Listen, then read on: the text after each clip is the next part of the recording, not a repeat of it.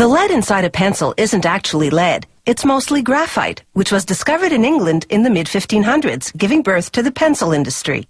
In 1795, a French chemist invented a new type of pencil lead, made of graphite powder and clay fired in an oven, making it possible to produce leads with different hardness.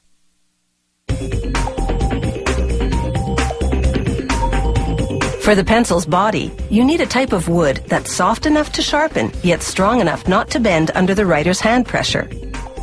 This German pencil factory uses cedar from California. The wood is 5 millimeters thick and arrives pre-cut in slats of 18 by 7 centimeters. One by one, the slats pass under a giant cutting wheel.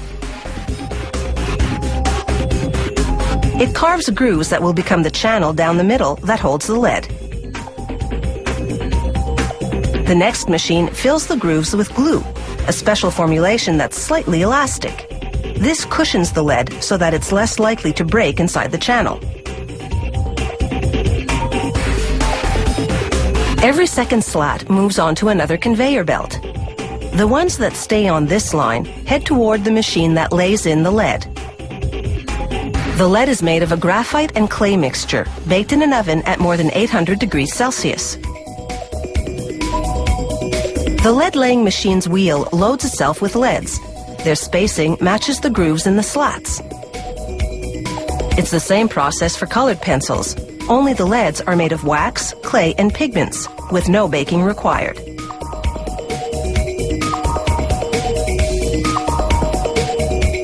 Now for the slats that move to that other conveyor belt.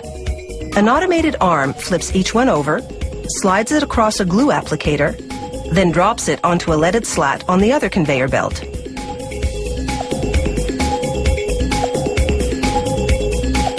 All the steps to this point have culminated in what is effectively a lead sandwich.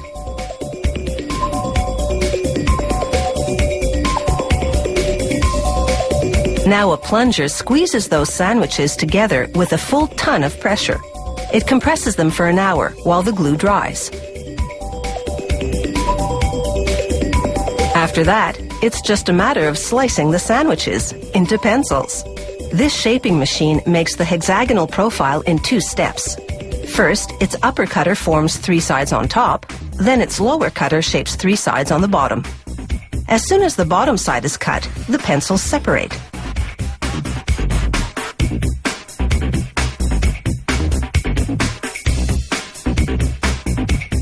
A worker pulls a sample pencil from each batch coming off the line and manually sharpens it to spot check lead quality.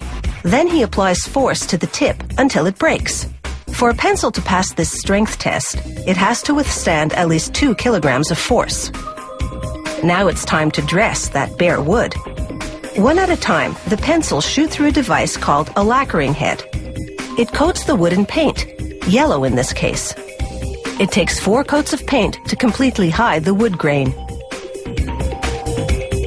A 5th lacquering head paints a black stripe, this company's trademark.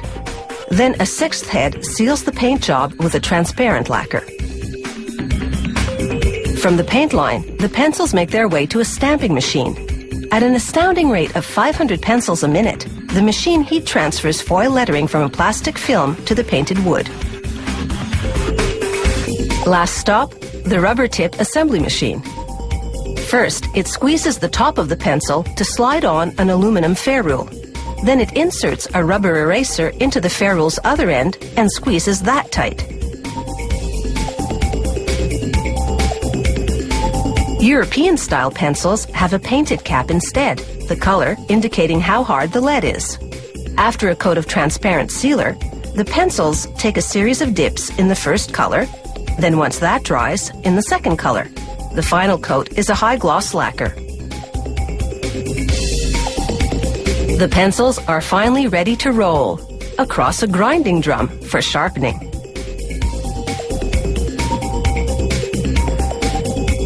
By the time they roll off, they're pointed perfection.